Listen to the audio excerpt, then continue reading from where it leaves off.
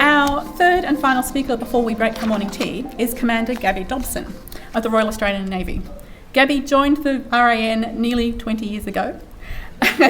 She's looking at me now. As an undergraduate entry maritime warfare officer. Her most recent career highlights include being a career manager, completing her Masters in Strategic People Management during this posting, and Executive Officer for the Royal Australian Naval College. In 2023, she was selected as the Staff Officer Specialist Recruiting within Headquarters Defence Force Recruiting, managing the specialist recruiting teams for women, Indigenous and trade roles. And in January 2024, she was appointed Navy Women's Strategic Advisor. Please welcome Gabby.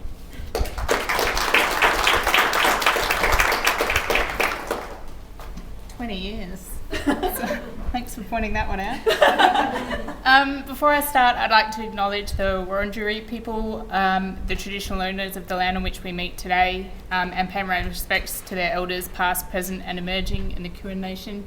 I'd also like to acknowledge the First Nations members who serve the Defence Force of Australia in times of peace and war, and for those First Nations people in the room today. I'm going to kick off with a quick video.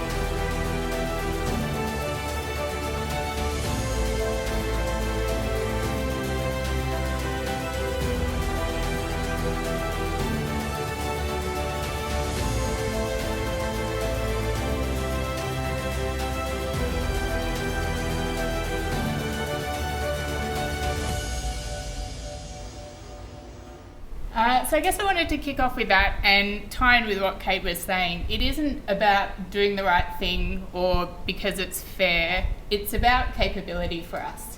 And capability isn't just our platforms. It's not just our hardware, our software. Our capability is also our people. And if we don't have diversity, both men and women, but as we've spoken, the range of diversity, and really it's about diverse thinking, then we're not going to be able to identify problems and we're not going to be able to have creative, innovative solutions if we don't have that diversity of thought. When I spoke to Kylie about this event, I actually volunteered to speak, despite the fact that I hate public speaking, and I'm sure you can probably hear it in my voice. But the reason for it is Kylie was talking about the challenges across defence and defence industry in attracting and retaining diverse workforce. And particularly in response to what's going on globally at the moment, and a step back from diversity and inclusion. And Kylie gave some examples like she did earlier today around what different areas of the industry are feeling at the moment and how that rollback is affecting our ability to retain our workforce, attract new people to the workforce, and really capitalise on the talent that is out there. So what I wanted to do was come and chat to you all a little bit about my role in defence, particularly in Navy, and I guess pass on the message from our senior leadership in terms of don't roll back DEI initiatives. We are not going to follow suit with our global allies, and we want to really make sure that people understand there's a genuine acknowledgement, genuine understanding about how much diversity and inclusion really matters in our workforce. So on that note, I pulled this off an ADF community page on Facebook. And this is kind of the message that I counter every single day in my job. My role is the Navy Women's Strategic Advisor. So I advise senior leadership, and then I also go out into the workforce and educate and discuss diversity and inclusion across the whole of Navy. Like I say, from senior leadership, so from Chief of Navy all the way down to our newest recruits. And this is the message that I constantly get. Why are we talking about diversity and inclusion when other people are training for war? And my counter to that is, It's what gives us our competitive advantage. And so one day, in the hopefully distant future, or never at all, when we come to war, we will have an advantage against our adversaries because we've embraced diversity and inclusion and we have that additional capability that they will be lacking. So I have a series of, waypoints across our workforce, across history as to the first woman at sea, the first women in combat roles, the first women to command a minor fleet unit, first female to command a major fleet unit. My role was established in 2010, so we've had 15 years of having a Navy Women's Strategic Advisor to advise our senior leadership, recognising that we haven't necessarily had women in the room when decisions are made. We haven't had women in the room when senior leadership meet. Now, over time, that's changed, and we're starting to see we've got senior leaders who are females. We've got a female Deputy Fleet Commander. We haven't yet had a female Chief of Navy, but it's only a matter of time.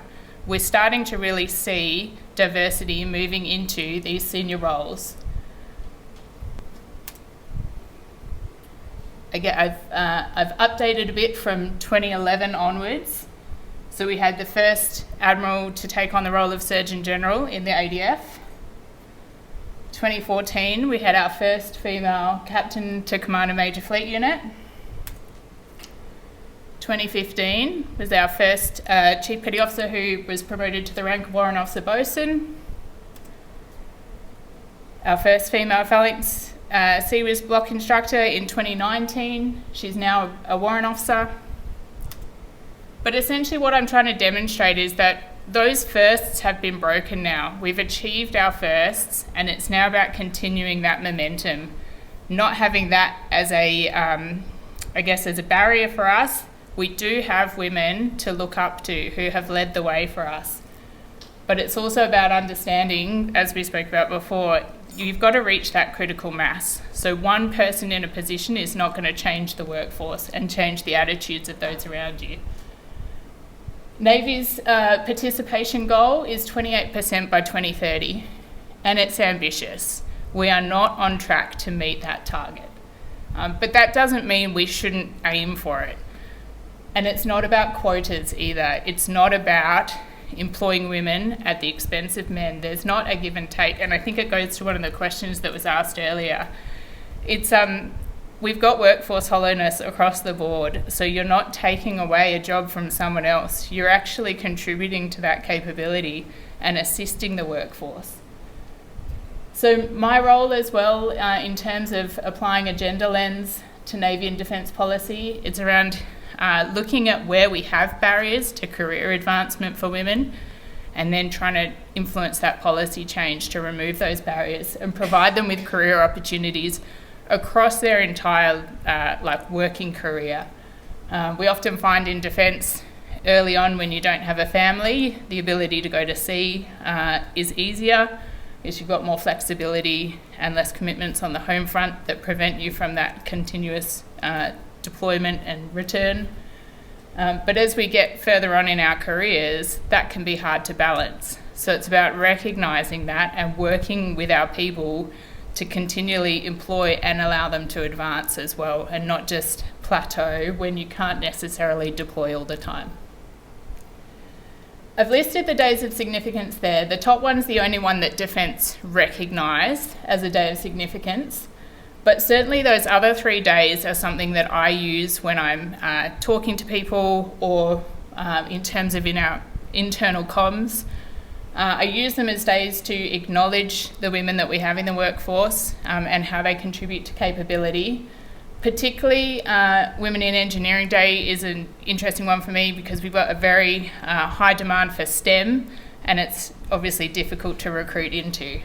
So that's another one where we're trying to just, boost our visibility in defence to show the breadth of jobs that we have.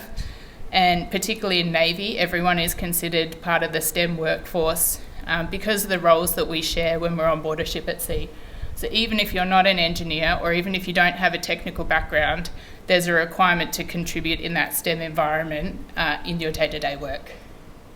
And then International Men's Day talks to that piece about allies and champions. If we don't have men in the room, then we're not going to be able to drive change, because as both the majority of the workforce and the majority of our senior leadership, if they don't understand the challenges and they don't contribute to eliminating those barriers, we can't drive that all by ourselves. And they have their own challenges too. So I'm actually quite privileged, I think, to be a female in the Navy. And I think I've had career opportunities that haven't been available to my male counterparts based on the fact that I'm a woman.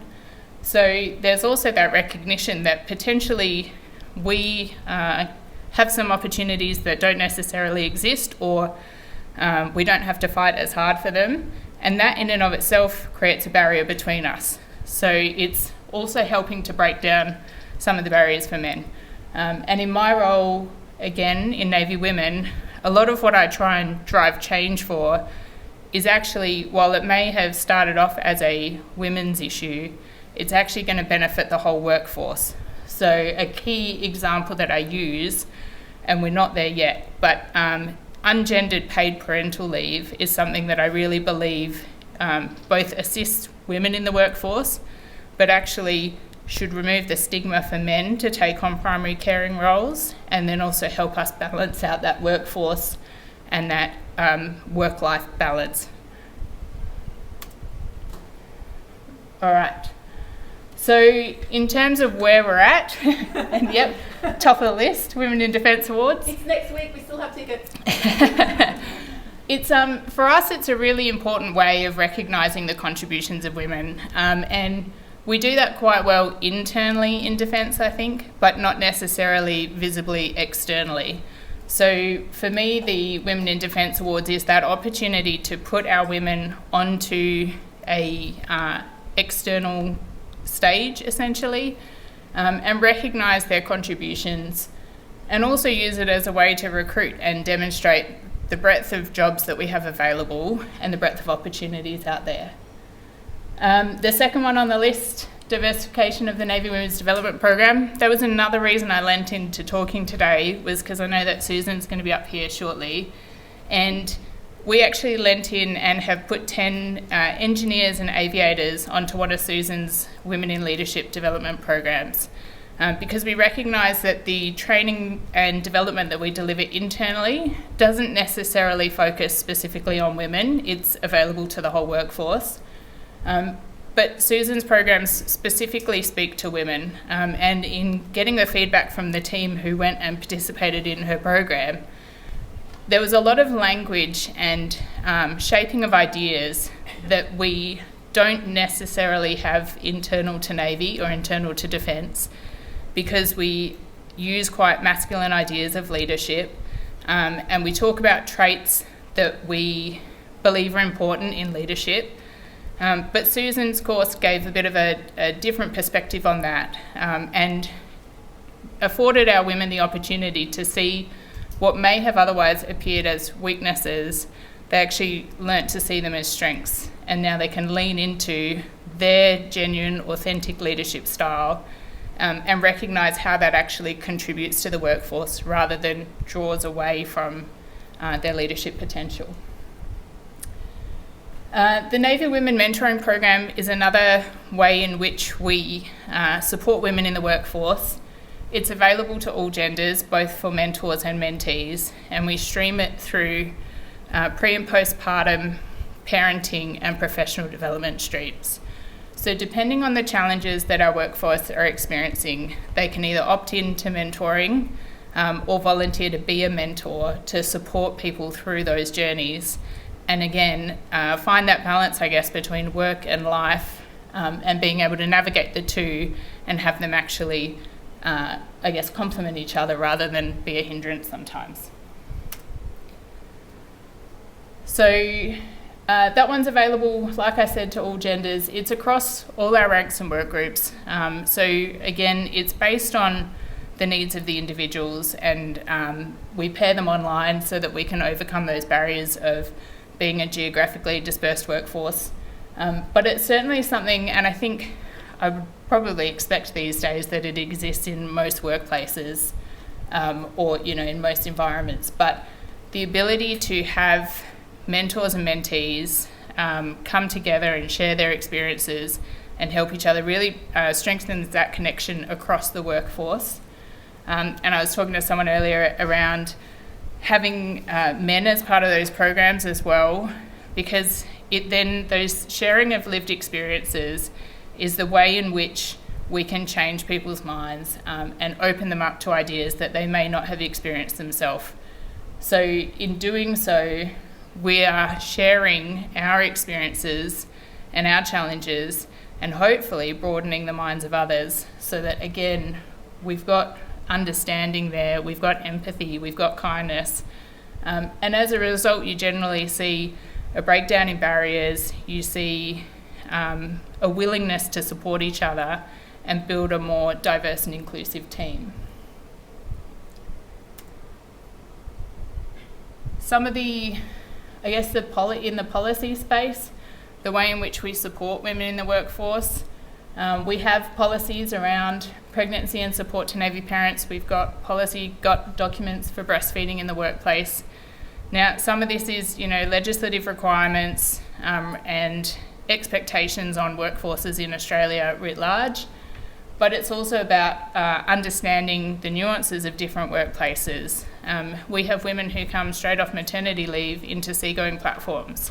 So if that's their choice to progress straight from maternity leave back into an operational environment, then we need to be able to support that with infrastructure and the supports that wrap around that to enable that individual to succeed. I spoke about paying conditions. Parental leave is a really big one, and it's certainly something that the Sex Discrimination Commissioner will talk about as well, in terms of it's one of the easiest ways to reduce the gender pay gap. It's one of the easiest ways to increase your diversity and your employee value proposition to women. But again, it benefits everyone. Flexible work arrangements, another one that was the genesis of which was to support women as primary carers who had, either childcare, school drop-offs, but it's accessible to everyone. And so a big part of what we do is actually encourage men to take up flexible work arrangements, in which case they can support the primary carer roles at home and allow their partner, if their partner is a female, to be returning to the workforce in a more whole capacity. So these kind of arrangements, again, whilst they're focused on women initially, I think one of the really big changes we can make in this space is by encouraging uptake by men. And back on the parental leave, it's interesting because I was over in Sweden last year, and the expectation of the Scandinavian countries is that every single member takes their full annual year of paid parental leave. And in fact, if you're a male who doesn't take it, you are looked down upon, and your colleagues will comment on it. And so there's a pressure there in the other direction to what we experience, where men are pressured to go home and take care of their kids. But it rebalances, and it means that the workforce is going to be more balanced, and that unpaid work is going to be shared more equally in a household. I will shout out the bottom one, the specialised female recruitment teams. We do have a number of people in the room today from Defence Force Recruiting, and across all of our ADF careers centres, we have a specialist recruiting team whose job is to support the progression of women through the pipeline of recruiting.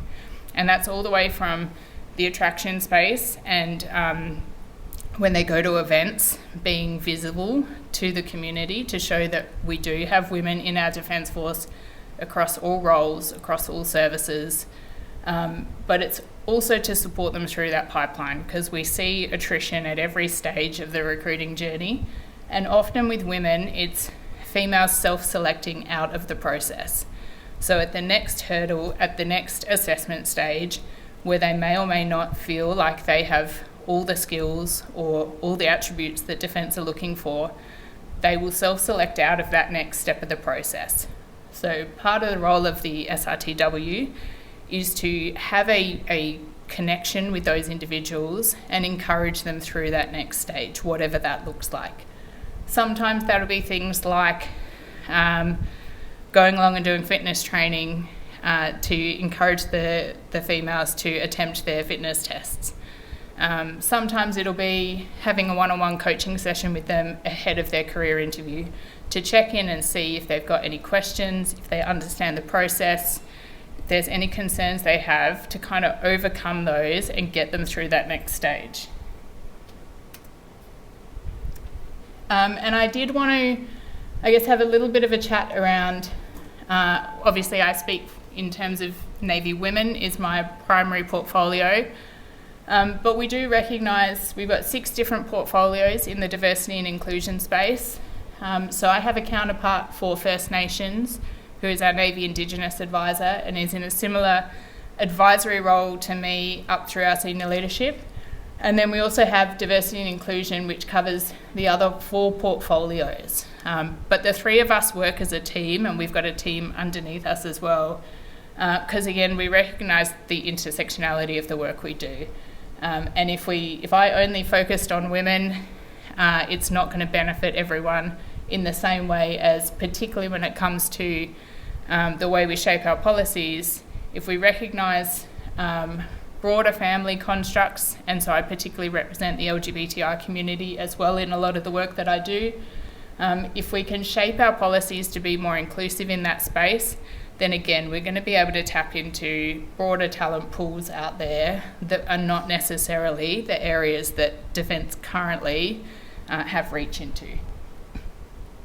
And we have diversity reference groups. So we have members across the workforce in all of our different units around the country who essentially represent their community or a community that they feel connected to provide us that grassroots feedback of what are the barriers that our people are experiencing, what are the challenges that they face in their everyday, and how can we either educate so that people better understand diversity and inclusion, or how can we share lived experiences, build that sense of community and belonging across our workforce.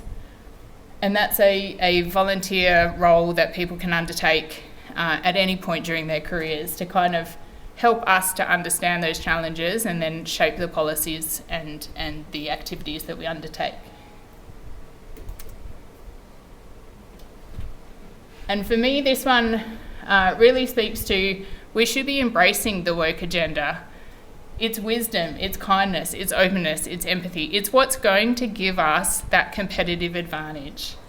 If we understand the human terrain, and that's not just gender, that's all the different aspects that make up the human population, we are more intelligent, we have better capabilities, we can operate more effectively in the operational environment. And we can also support our people who, by the way, when we go to sea and we're warfighting, we need to be able to trust the person behind us. We need to know that they've got our back. So if we don't treat people with kindness, if we don't treat people with empathy, then we don't have that trust in each other when it really comes to it. So for me, the woke agenda is fantastic. I don't know why it's got such a bad rap at the moment. I think we really need to lean into that and actually demonstrate why it's so important to everything we do. That's it from me. I'm happy to open the floor to questions, but I'm very aware that I'm between you and morning tea. I've got one question. Yeah? So you're able to talk about the various equivalent roles of yours inside Navy. Mm-hmm. Do the other parts of the ADF have the same sort of positions? So across the services, we all have individual culture teams. We don't necessarily have identical job functions across the 3, but I certainly work very closely with the Army and my Air Force counterparts. So whilst we have individual cultures across the 3 services, we also share a lot of our resources, and our efforts are very much aligned in the same direction in that sense. Air Force have a really great network. They've got their MELS and their WINGS networks, which are around women's mentoring and support, and that extends, so MELS is around maternity and extended leave support. So they've got a really strong network there, particularly to support members who are away from the workplace and then reintegrating back into the workplace. And certainly Navy and Army have tapped into that because they've got that quite well established already. So again, the three services work quite closely together to ensure that all of our people have access to those supports. In terms of like, obviously a lot of these programs that you have is very much for people that are majorly already in these, in Navy or Army or in the Air Force. How do you deal with the differences when you're recruiting between men and women? Because even on a generic aspect, I know that like the criteria for selection are quite strict, but like women are more likely to go to therapy if they need help, or women are more likely to have had surgery, whether it's for endo or for fibroids and things like that, which could disqualify them from the get-go from even joining in the first place. So things like that that could be particularly could be particular to women in general more than men. How does the Navy or the ADF in general handle that when they're recruiting? But because it could be disqualifying people that would be wanting to join in the first step that couldn't go through the process altogether. Yeah, fantastic question. So in my role previous to this, when I was in recruiting, we actually looked at the assessment data, particularly the health assessment questionnaires, and recognised that, again, it's partly self-selecting and also partly the system selecting people out. But one of the questions on the questionnaire was, when was the date of your last period? And straight away, if you can't answer that, or if you don't have frequent and predictive regular periods, then you might not actually be able to answer that question. And then you either don't submit the questionnaire, or again, it triggers another review process and a delayed. It's been withdrawn. It has. It got removed. Yeah. So we do regularly look at those things and go, what's in place at the moment, and is it necessary? And I think, again, it would have been a stock standard question. I don't think anyone would have given it any thought when it first went into the questionnaire. It's just a very generic question that you ask females when they go and see a doctor. But what was the purpose of that question? What information were we seeking to get from that we wouldn't get further along in the process, when you have your one-on-one interviews? So they've removed it to go, hang on, we don't want people to be selected out. And you're right, in terms of, frequency of doctor's visits or requirements for surgeries and things, we really need to apply that lens and go, is that something that we do need to consider and select out for whatever reason in a defence setting? Or actually, are we able to manage that? And, can we bring this person into the workforce with an understanding of what health needs they either have or have had in the past? So yeah, there's a fair bit of change going on in that space to look across the board and go, what systems do we have in place that, and it was a men's world. We didn't have women in the Defence Force for a long time. So what was set up then that we can maybe start to remove now with a better understanding of health more broadly, with a better healthcare system, advances in science. There's a whole bunch of things there that we ruled out a lot of things that we've now realised are actually very easily manageable and don't create a risk to the workforce. The balance of that, and it can be hard for people, particularly in the disability space, because we do rule a lot of people out for disabilities, both visible and silent disabilities. But we look at what is the risk that we may exacerbate a condition for someone or may cause further harm to them, or what is the risk to the workforce more holistically if we're carrying disabilities and injuries and conditions across a larger portion of people. But we recognise as well, now that we're post-COVID, almost all of the young people that we're recruiting will have had some sort of mental health challenge across that period based on social isolation, a whole bunch of things. So if we ruled out everyone because they'd visited a psych or had some sort of support in place during their high school years, we wouldn't have a workforce coming through. So yeah, we've certainly looked to move past some of what were our settings in the first place for essentially automatic removal out of the recruiting system. Because I've had a lot of colleagues that or friends from uni that were interested in the Navy, but they bumped into these barriers. Yeah. Yep. And yeah, certainly when we've stopped and taken a look at that data, we've gone, hang on a second, we're missing out on a whole bunch of people here, and that's only going to get worse. So what are the settings that, what risk are we willing to take? Last one. Reflecting on Olivia's question and also link to the recruitment question, I went to an education event last year when I heard of the defense sector was the recruiting, the international pool. So how it comes, how does have been progress? Have you heard about that? Because what I heard last year was that defense is open now to international people to be recruited in the public sector or in the defense sector. Is this something that is true, or is something that definitely you are open more about? There are certainly, and again at the government-to-government level, you may have recently seen Papua New Guinea and Australia signed an agreement.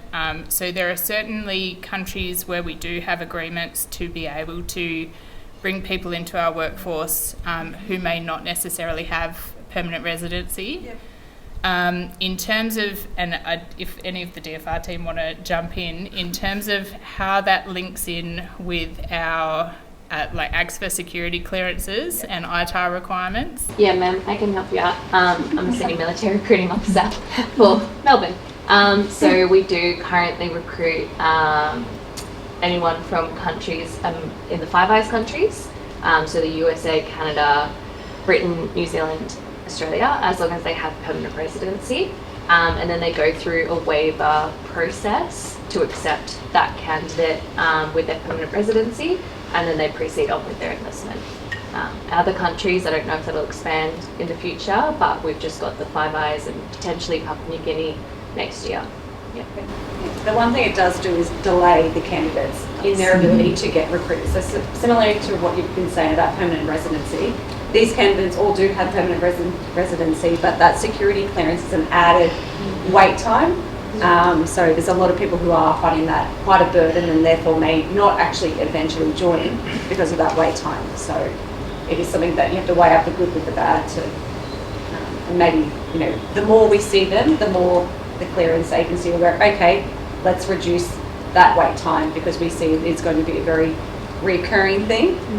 Jess has to deal with them on a daily basis. There is certainly some creativity required too in terms of you've got to understand the individual candidates, and a different but similar example would be when we're enlisting trans members into the ADF, which we are very willing to take in and employ and have career advancement. But for example, if they choose to be a nuclear submariner, our training is conducted in the US. So currently we may have issues with them progressing through their career advancement courses because we don't have the domestic ability to train them.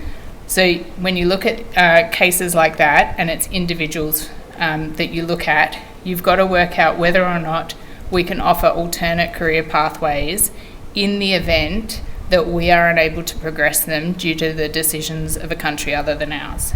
So we don't have the ability to influence other countries' standards or requirements, but what we can do is look at what could we offer either in another country. So in the case of nuclear submariners, we've got UK and US training opportunities.